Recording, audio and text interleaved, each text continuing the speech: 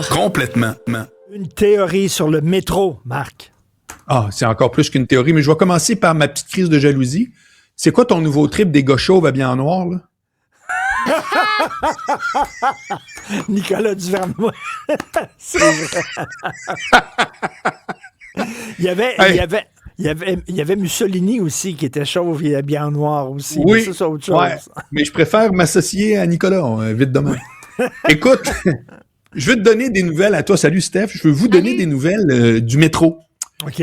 Le métro de Montréal fait toujours parler, etc. Puis moi, je vais commencer par te montrer quelque chose, Richard. Ça, ici, ça s'appelle une carte opus. Carte opus. Ouais, OK?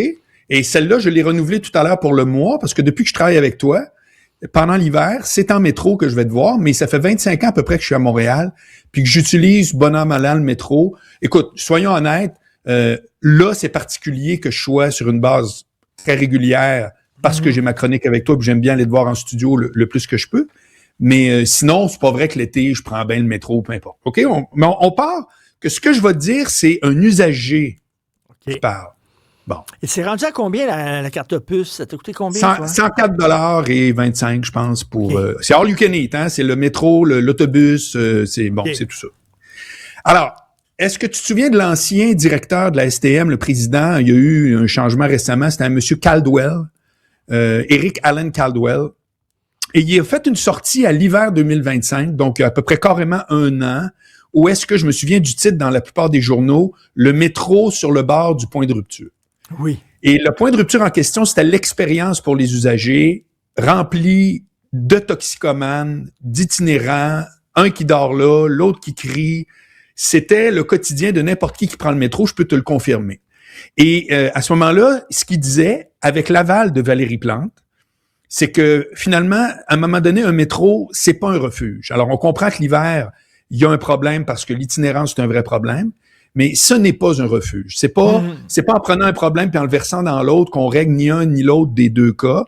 Et ils avaient dit d'une date qui était autour du 15 avril, donc on est l'an passé, que la politique pas de flanage allait s'appliquer. Cette date-là, précisément, Richard, j'étais, comme souvent, dans le métro, et je voyais dans la face des gens, on n'en revenait pas, c'était un métro, avec des gens qui prennent le métro. Non, mais je te le jure, on était tellement habitués qu'il y avait tout le temps toutes sortes d'espèces d'énergumènes partout. Écoute, Berry-UQAM, là, il y avait des groupes de jeunes qui étaient assis en indien avec des pipes à crack. Mais comme si moi pis toi, on se jase, là, hey, puis qu'est-ce que t'as fait hier? OK, ciao. Et là, ça a été comme du jour au lendemain, bang! OK? Évidemment, il y a eu là l'opposition des gens qui s'occupent de cette clientèle-là plus difficile, etc. C'est un combat qui se réglera jamais entièrement. Mais à un moment donné, il faut prendre des décisions. Et moi, je veux dire que c'est revenu exactement à l'ancienne place. C'était avant, là.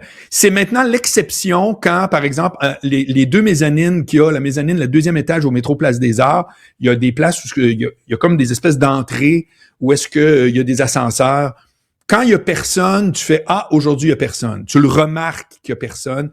C'est des groupes douteux qui sont... Alors maintenant, j'ai pas vu personne qui agresse ou qui fait rien de ça. Je vais être très clair, mais c'est vraiment comme une espèce de nouvelle clientèle de toxicomanes avec des petites pipes à crack. Ça fait des échanges de drogue, mais c'est tout le temps. Bon, plus autre.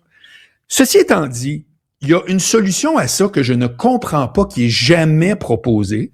Puis ça fait des semaines et des semaines que je me suis dit, aujourd'hui, je veux que ça soit mon sujet. Puis cette solution-là, elle existe dans une ville. D'après toi, c'est quelle ville? Amsterdam. Non, c'est Montréal, Richard. Hein? C'est la solution, oui, c'est le REM. Est-ce que tu as pris le REM à date? Non, jamais. Richard, est-ce que tu as déjà pris le métro ou les trains à Paris? Oui. Bon, ça t'aura peut-être que tu t'en souviens pas, mais je vais te le dire si tu t'en souviens pas. Il n'y a à peu près pas de station où il n'y a qu'un vulgaire tourniquet de 3 pieds de haut comme ici. C'est toujours des portes battantes ou comme le REM, des portes coulissantes en vitre avec un mur de vitre d'à peu près 4 pieds de haut. Si tu n'as pas payé ton entrée, tu n'entres pas dans le métro. C'est tout, c'est simple de même. Alors tu vas me dire, ça vient avec un coût. Ce coût-là, je peux te garantir qu'il peut se résorber et s'autofinancer en enlevant toute la police qui est obligée d'intervenir non-stop. Là, c'est rendu qu'il y a des ambassadeurs. Donc, toi, tu mettrais comme l'entrée payante au tout début de la bouche de métro, là. Non, ce que je veux dire, c'est qu'à la place, à la place des tourniquets, qu'il y a un seul système partout de tous les métros à Montréal, des petits tourniquets que tout le monde peut passer au travers. Quand tu vas au métro McGill, là, c'est immense, toute la portion là, qui est clôturée. Écoute, je pense que c'est à 3 pieds de haut. N'importe qui peut rentrer dans le métro. Or, après ça, on se dit, oh mon Dieu, il faut dealer avec une clientèle difficile, etc. Mais là, si vous êtes pour mettre des ressources à l'infini pour traiter des gens quand ils sont là, arrêtez de capoter, puis faites donc en sorte que ceux que vous voulez pas qu'ils soient là ne puissent pas rentrer.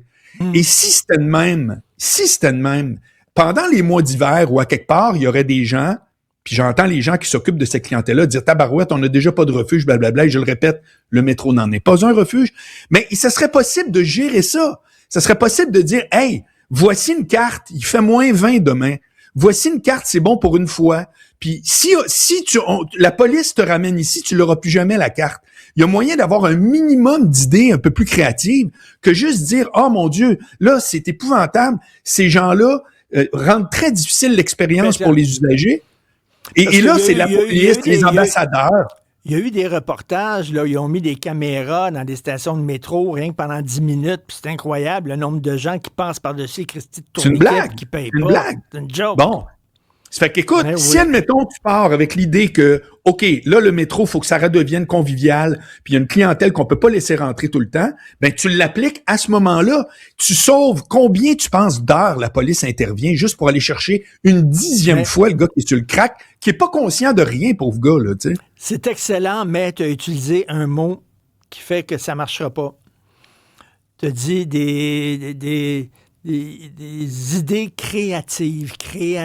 On veut pas être créatif. On veut tout le temps faire la même maudite affaire. Ouais, mais là, ça veut dire sérieux. penser à l'extérieur de la boîte. On n'est pas capable de faire ça au Québec. Écoute, ben, parfait. Mais je veux te dire juste une chose.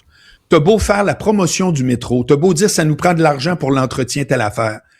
Tant et aussi longtemps que les gens vont dire, moi, je reprends plus le métro, expérience désobligeante et désagréable. Tu pourras jamais rien faire pour ça. Tu commenceras pas à rentrer dans la tête de n'importe qui dit, ouais, moi, j'ai pas aimé ça. Ouais, mais t'es pas gentil en faisant ça. T'encourages pas le métro. Ben, j'y vais pas. J'ai le droit. C'est comme, c'est enrageant à la rigueur parce que c'est que, puis je le répète, je suis pas un insensible qui comprend pas le défi pour toute cette gang-là qui a besoin d'être pris en charge. S'il manque de refuges, qu'on construise des refuges, comme tu dis, un métro, c'est pas un refuge. La Bibliothèque nationale à Montréal, c'est pas un refuge. C'est pas ça. Il manque de refuges, construisez des refuges. Voilà. Et après, ça, c'est un. Puis deuxièmement, après ça, les gens disent qu'il y a un problème de finances pour le métro. Puis c'est très difficile de ramener le monde dans le métro. On a mis, je trouve que la grève de la STM a le dos large en tabarouette. Là, tout le monde disait, à cause de la grève, l'achalandage. Non. Il s'agit juste que tu sois, moi, là, je mesure 6 pieds, 190 livres. Ils me font pas peur, eux autres. Mais je suis pas une fille qui s'en va à l'UQAM, qui revient de son cours à 10 heures le soir, puis qui se fait, tu comprends? Pardon, là.